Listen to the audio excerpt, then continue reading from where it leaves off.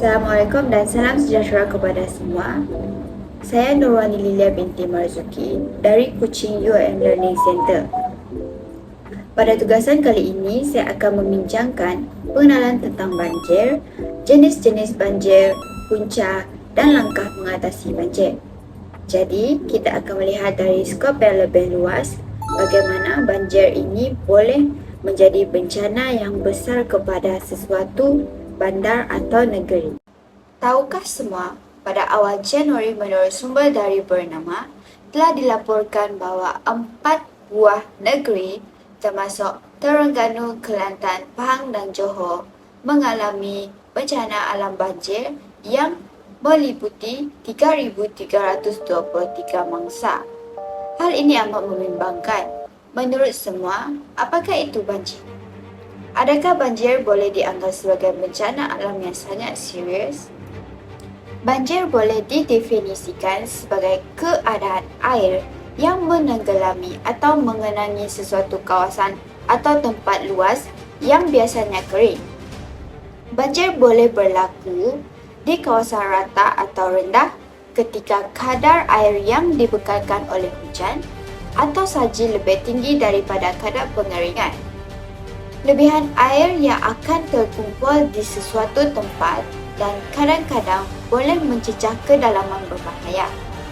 Beberapa jenis banjir boleh dilihat, contohnya di Malaysia, kita dapat mengenal pasti banjir yang berlaku seperti banjir monsun, banjir kilat, banjir pantai dan banjir genang.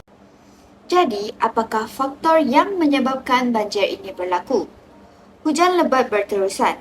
Hujan lebat yang berterusan juga meningkatkan kadar edaran air tanah.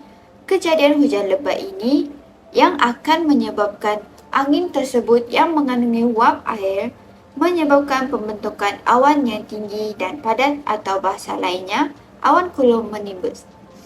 Sistem perparitan yang tidak diselenggara dengan baik juga antara salah satu faktor. Pari-pari tersumbat tidak dapat menampung air hujan yang turun dan melimpah, lantas terjadinya banjir di sesuatu kawasan. Pihak-pihak yang bertanggungjawab tidak menjalankan tugas mereka sehingga sampah-sampah di dalam longkang yang akan menghalang pengaliran air hujan terus mengalir ke sungai. Antara faktor lain ialah faktor sikap penduduk. Sikap penduduk yang kurang mengambil berat dan sewenang-wenangnya membuang sampah, termasuk kilang-kilang yang membuat projek yang membuang sisa buangan projek perumahan.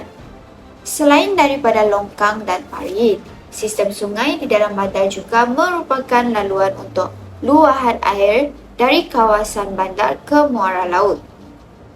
Oleh itu, bila sungai menjadi tempat pembuangan sampah sarap dari penduduk sekitar dan juga sisa domestik lain yang saya nyatakan di atas, yang akan menyekat aliran sungai tersebut di samping dasarnya menjadi cetek, yang akan menyebabkan ia tidak mampu menampung jumlah air yang mengalir di dalam salurannya lalu mengalir melimpahi tebing sebagai banjir.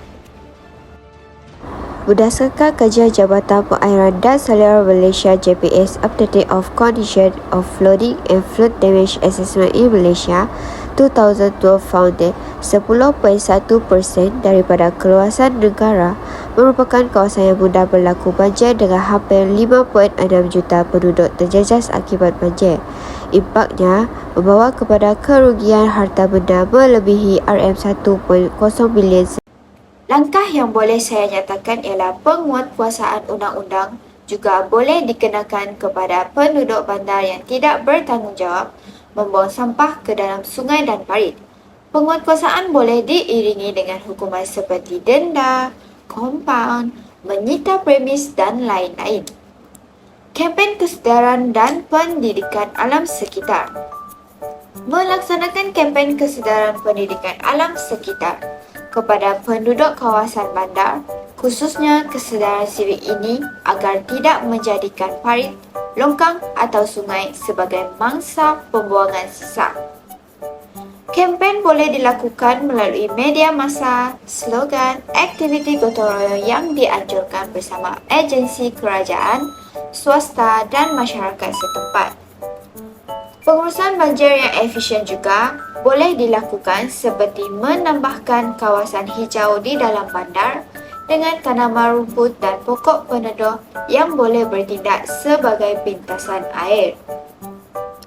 Mengurangkan kawasan permukaan berturap dan diganti dengan laluan berumput dan pokok kecil juga salah satu pengurusan yang bagus untuk dilakukan oleh pihak bertanggungjawab.